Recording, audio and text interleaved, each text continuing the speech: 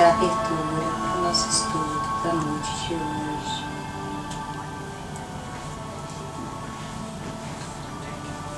Agradecemos, Pai, por mais esse dia. Agradecemos pelo presente da vida, pelo lar que é uma escola, por todos os nossos amigos, nossa família, as pessoas que convivemos, trabalho, casa, dia a dia. Gostaríamos de te pedir, Pai, para que abra nossos corações para escutarmos a palavra da noite, com o coração cheio de vontade de aprender, de crescer, de melhorar.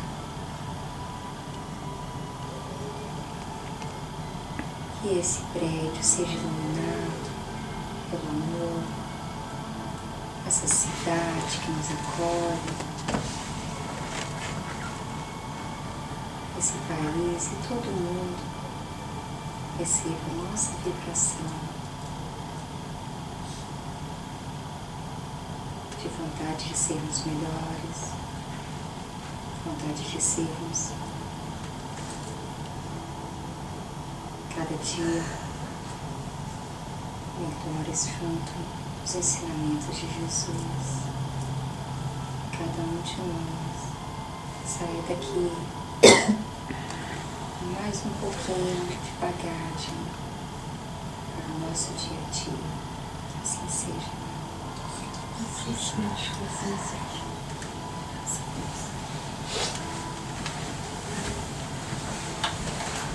Vou começar na hora exata, às 7h29. Espera. Boa noite, eu sou a Selma. E hoje eu vou falar. Esse aqui é o Gabriel, meu ajudante da noite. Fala boa noite, Gabriel. Vai cantar com nós hoje, né, Selma? Tomara. Você fica na timidez. E hoje eu vou falar: não julgueis para não ser julgado. Então, nós somos os Amigos do Caminho. Nós temos Facebook, Friends of the Journey, e também temos Amigos do Caminho. Temos um grupo do WhatsApp, que não tive. E o YouTube. E temos YouTube, isso é novidade agora, o YouTube. A gente está tendo todas as palestras. Quem ver pode assistir. E quem tiver interesse de que a gente adicione no grupo do WhatsApp, coloca no botãozinho que a gente passou. Também tem um pedido de orações. E quem gostar que a gente vá na sua casa fazer o Evangelho do Lar, ou na casa de alguém que logo a gente tem uma campanha. Então, aí pode adicionar também, tá bom?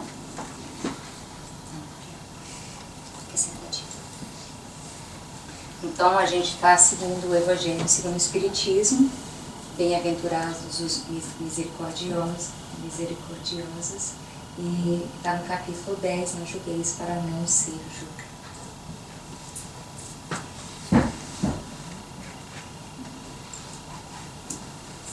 Eu vou começar com um pedaço de um livro chamado Vida Feliz, da Joana de Ângeles, com Divaldo Franco. E esse livro tem um monte de passagens, né? E essa parte eu achei muito bacana. Tem gente que tá achando que está um pouquinho pequeno, então eu vou... Põe no full screen. Não, Põe no full põe no screen. slideshow. Aqui, ó, embaixo. Como se fosse um troféuzinho no canto direito. Isso. Mas ficou pequeno ou tá bom? Tá melhor. Ah, então tá, desculpa, gente. Não só de pão vive o homem, disse Jesus, mas também da palavra de Deus. A preocupação com o alimento diário e o vestuário, o domicílio e a convivência social não deve anular o interesse pela vida espiritual. Reserva diariamente algum tempo para te alimentares com a palavra de Deus. O pão sustenta o corpo e a fé mantém a alma. O pão fortalece a matéria e a fé dignifica a vida. O pão mata a fome por pouco tempo, mas a fé atende à necessidade para sempre. Cuida do corpo e nutre a alma, a fim de que se sintas completado.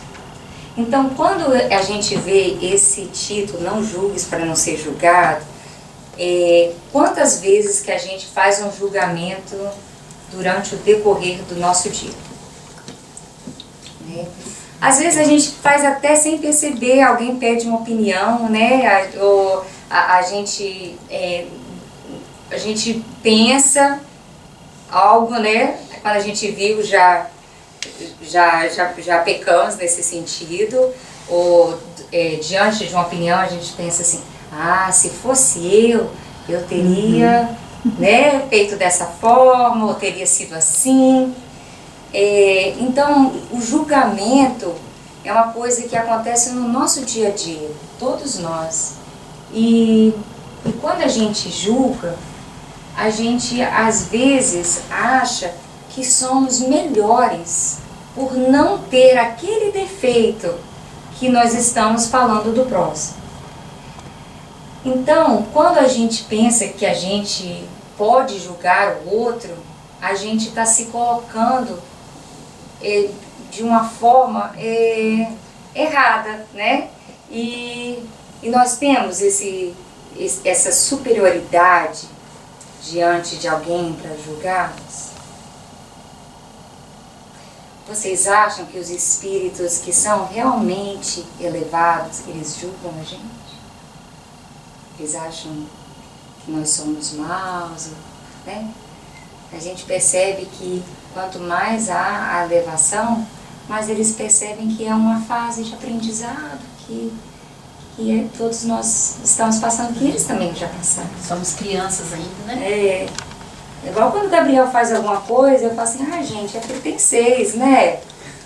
Então a gente deixa pra lá e a gente tem que pensar que todos nós somos crianças em muitos aprendizados da vida e que talvez nessa vez a gente nem vai conseguir aprender tudo. Então, o que significa julgar? E o que seria um julgamento? Todo mundo pode participar. Como interpretar não julgueis para não ser julgado? O que vocês acham que seria julgar? É praticamente impossível não julgar, né? É automático, no seu subconsciente você já julga qualquer ato, qualquer ser humano. E não quer ser julgado. E não quer ser julgado. Será que a gente às vezes fala uma coisa para o outro querendo ajudar, né? Jaque, desculpa, mas eu tenho que te falar isso. Mas se a Jaque fala uma coisa pra mim, será que eu vou ter um milímetro? Sabe?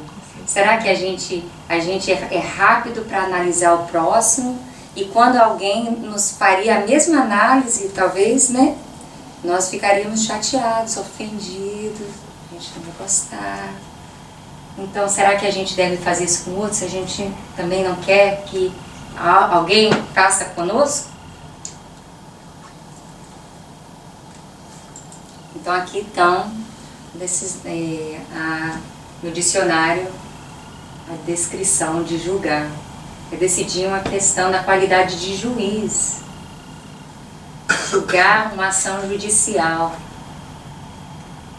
Sentenciar, né? A gente já tem a sentença do condenado. E isso aqui somos todos nós, isso é uma coisa que acontece todos os dias, mesmo em pensamento.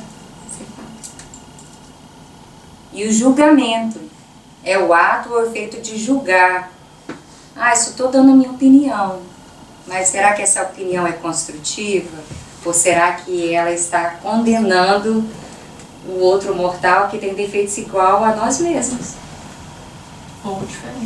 Ou diferentes. Mas eu acho que muitas vezes a gente projeta no próximo os nossos defeitos. A gente consegue enxergar o que nós temos, mas a gente vê nos outros, não consegue ver no nosso próprio espelho. E o melhor é que a gente não aceita que aquilo não aceita que a gente tem E a aquilo. gente sempre tem aquela frase pronta, eu não julgo ninguém. Oh, mentira. Então aí já... olha, se eu tivesse na situação de fulano de tal, eu ia fazer isso, ia fazer aquilo, né? Não teria feito daquela forma. Ia fazer talvez pior. Ia fazer talvez pior, exatamente. Então, eu vou abrir agora o Livro dos Espíritos. Eu vou para a pergunta 903. E a pergunta 903 pergunta: incorre em culpa o homem por estudar os defeitos alheios? Resumindo a resposta da pergunta 903, que incorrerá em grande culpa se fizer para criticar e divulgar, porque será faltar com a caridade. Então, todas as vezes que nós tenhamos a oportunidade de ver um defeito alheio, às vezes seria uma forma da gente também ver o lado bom daquilo, daquela pessoa, ver o que aquela pessoa tem de bom para oferecer, pensar que talvez a gente não tenha aquele defeito, mas a gente tem outros, né? E a gente sabe que isso aqui é um capítulo da nossa história, então a gente realmente não tem a grandeza de saber por que cada um está na situação que está. E todos nós não queremos sentir isso que a pessoa está sentindo com esse julgamento. Em vez de diminuir o próximo, estimular ele para que ele, daquilo, tenha vontade de fazer de uma forma diferente. Eu lembro até hoje que quando eu tinha, acho que 14 anos, a gente estava no grupinho de adolescentes e a gente foi assaltado. E só uma de nós tínhamos algo que o rapaz da bicicleta levou. A gente estava a pé, então, ele levou. E eu nunca esqueci o que a menina que deu o relógio para ele falou. Ela falou assim: não, pode levar, vai com Deus, ninguém vai querer seu mal, não. E a gente olhava e falava assim: como assim ele roubou a gente, né? Então, aquilo ali foi um ato bonito que eu levo até hoje como um grande aprendizado. Que ela não julgou o que ele fez, ela não julgou o ato dele, ela que perdeu e nós que ficamos com raiva.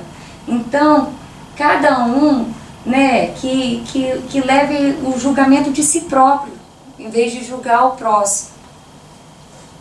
Nessas questões assim, então, é que a gente mais julga. E já condenou e já aprendeu. Já aprendeu tudo. Né? A raiva. Mas é exatamente, né? E se você estivesse analisando de uma outra forma, se ele tivesse assaltado um outro grupinho, não o seu, você fala: a gente não sabe o que levou ele realmente a fazer isso. Mas quando levou as minhas coisas, eu já fui lá e já julguei, entendeu? E a pessoa que falou foi a que perdeu. Não, exatamente. E aí, às vezes, você analisando de uma outra forma, você vai falar: realmente não sei o que levou essa pessoa a fazer isso, né? Muitas vezes, mesmo não sendo com a gente condena. No normal é fazer isso. Infelizmente, ainda temos esse... A gente não pensa assim, quando a gente está estudando, a gente pensa: puxa, não está evoluído o suficiente, né? Foi uma frase que eu li esses dias bem marcante também, que a gente dá exatamente aquilo que a gente tem.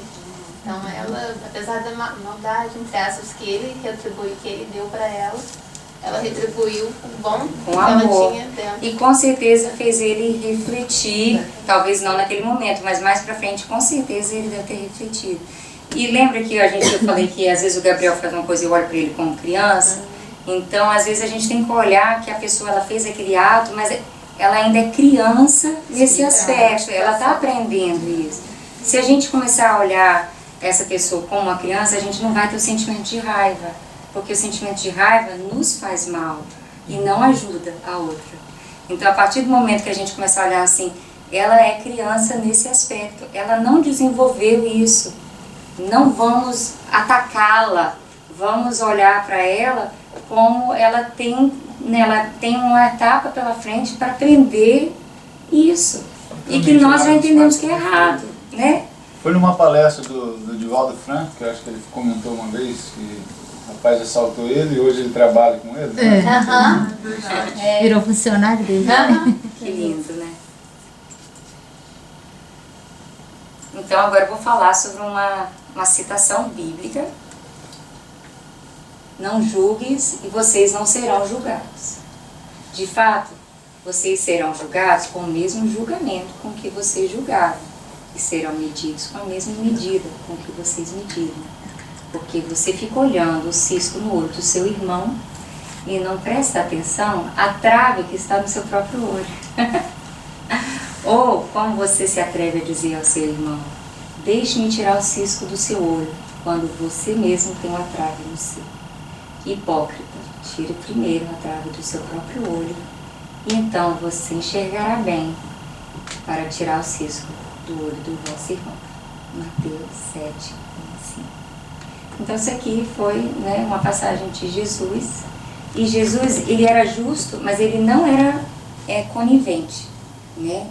Ele falava só ensinamentos de amor, mas ao mesmo tempo ele era justo e às vezes, muitas vezes ele era duro.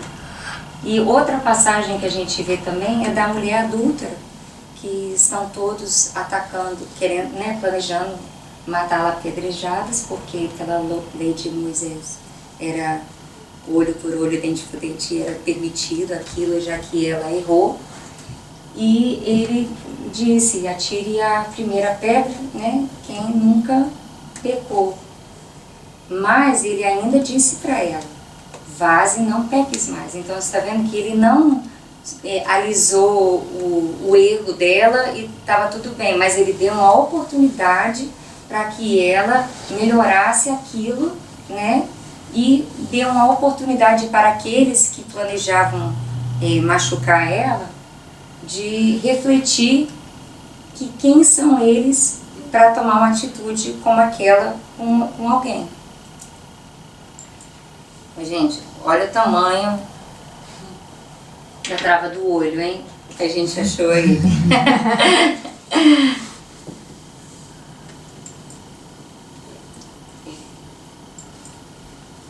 Então aqui a gente está falando da mulher que foi pega no adultério, né, que é uma passagem bíblica, e pela lei de Moisés ela deveria ser apedrejada. E Jesus disse: quem tiver sem pecado, que atire a primeira pedra. Né? Todos se retiraram, começando pelos mais velhos.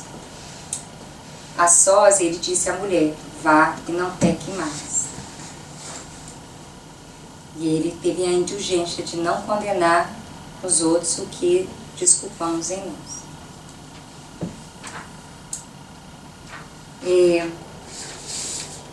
Pelos Caminhos de Jesus foi um livro escrito por Amélia Rodrigues, psicografado por Divaldo Franco, que conta a continuação dessa história da mulher do adultério.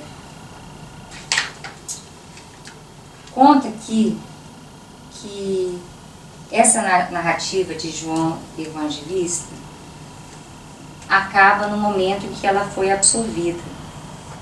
Mas essa mulher, 10 anos depois, foi encontrada numa casa de leprosos, ajudando todas as pessoas que tinham lepra. Uma das pessoas que estava ali para atacar a pedra era o esposo dela. E o esposo dela saiu dali muito bravo com Jesus, porque nos olhos dele, Jesus não seguiu as leis. Então, a Amélia Rodrigues, ela conta que durante uma tarde, essa moça, já muitos anos trabalhando nesse local, já era uma senhora, né? E trouxeram-se um homem cego, com lepra. E ela começou a cuidar das feridas daquele senhor. E ela reconheceu que era o esposo dela. E ele começou a conversar com ela. E ele não reconheceu que era a esposa dele. E ele perguntava: o que leva uma pessoa a cuidar de um outro doente? Nesse momento, ela começou a contar que o Mestre Jesus salvara ela, né? E que que Deus é amor e que ela encontrou naquele lugar tudo o que ela precisava. E ele falava: você tem lepra? Eu disse: não, eu não tenho lepra. A gente percebe que apesar dela ter se modificado, a gente sempre tem uma oportunidade de vivenciar com as pessoas que tinha algo em aberto ainda, mal resolvido. No final da história, ele é cuidado por ela sem saber que é ela, mas ela entende que é uma forma dela reparar porque ela magoou muito ele quando ela cometeu o adultério. Mas agora ela já não era a mesma mulher. Agora ela já tinha percebido que isso não era uma coisa certa. Só que mesmo ele sem reparar, ela estava ali para cuidar dele. Então a gente percebe que nada fica sem resolver, né? E ela cuida dele até a morte. Então é uma parte muito bonita, né? Pelos Caminhos de Jesus. É a Amélia Rodrigues que escreveu, pelo Divaldo Franco. E se vocês tiveram a oportunidade de ver depois o livro, são muitas crônicas da Bíblia, dando continuidade que a Bíblia conta, e a gente às vezes quer saber a continuidade da história.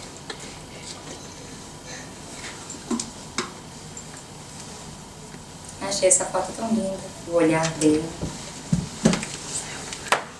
A gente vendo que é uma pessoa que mudou de ideia. Quantas vezes a gente mudou de ideia? Quantas vezes a gente já errou, né?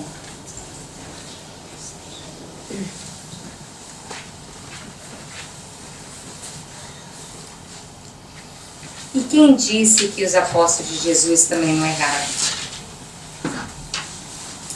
No livro Cartas e Crônicas, de Humberto de Campos, por Chico Xavier, tem uma parte chamada A Petição de Jesus.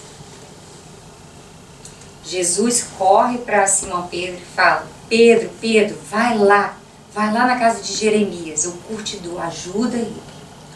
A filha dele, Sara, ela está prostrada no leito, tem a cabeça conturbada e o corpo abatido. Vai lá e faz uma oração do lado dela.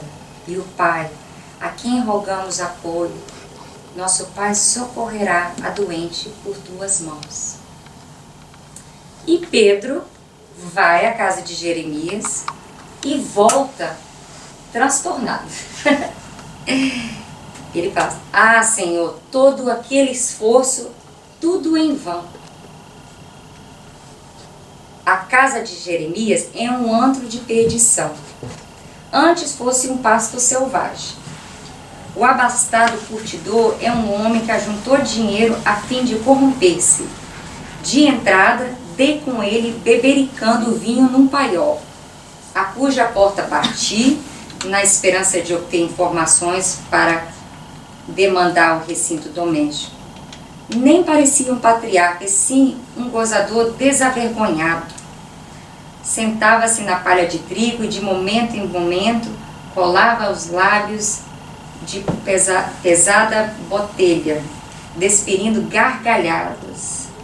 Saí a procurar de Zoar, o filho mais idoso, e o encontrei enfurecido, jogando dados, em que perdia largas somas para um desconhecido. Por fim, expulsou-me aos coices. Afastava-me apressado quando esbarrei na dona da casa. Dei-lhe a razão da minha presença, contudo, antes de atender-me, passou a espancar uma menina esquelética, alegando que a criança lhe havia surupiado um figo. O que o Simão Pedro fez? Não cumpriu o que ele foi cumprir, né? Ele julgou todo mundo e voltou. Obrigada, exatamente. Jesus pediu para que ele fosse ajudar. Ele chegou lá e voltou com o julgamento de todo mundo. Será que a gente quer ajudar e a gente quer ajudar só da forma que a gente acha que tem que ser? Ou será que a gente ajuda e nem olha, nem observa, né?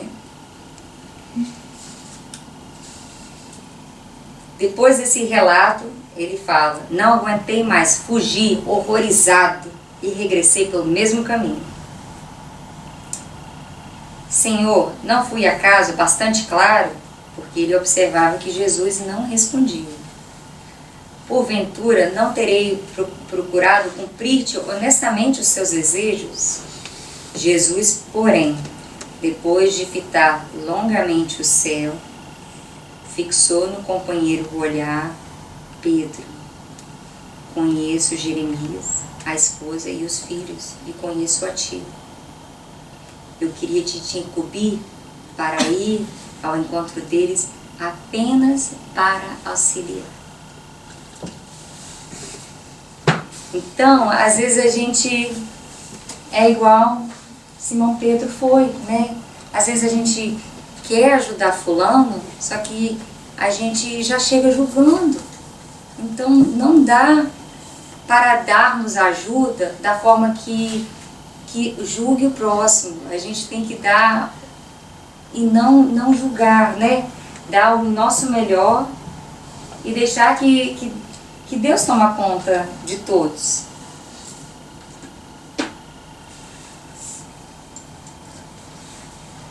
Esse aqui está em Cartas e Crônicas, Humberto de Campos.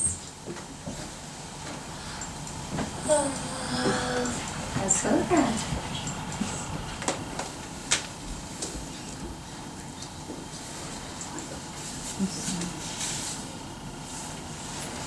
Então, a gente tem que pensar que tem muita gente, às vezes, apontando e poucas pessoas dando mãos, né? E a gente tem que pensar também que todas as vezes que nós damos a mão para alguém, a gente está fazendo a vontade de Deus, né? Do nosso Mestre Jesus.